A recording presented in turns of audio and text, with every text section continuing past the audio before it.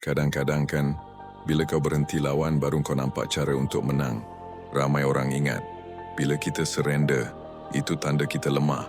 Padahal, kadang-kadang surrender itu sebenarnya satu strategi, bukan tanda kekalahan. Cuba fikir balik. Bila kau betul-betul terima kelemahan kau akan mula nampak corak dan peluang yang kau tak perasan sebelum ni. Kau berhenti buang tenaga lawan benda yang kau tak boleh ubah dan mula guna tenaga tu untuk fokus pada medan perang yang kau boleh menang. Orang yang betul-betul bijak, dia tak lawan semua benda. Dia pandai pilih bila masa untuk tunduk dan bila masa untuk bangkit semula dengan lebih kuat.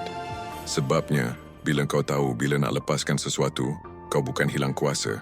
Sebaliknya, kau sedang mengubah arah kuasa tu ke tempat yang lebih berbaloi. Ingatlah, kadang tunduk sekejap bukan bererti kalah.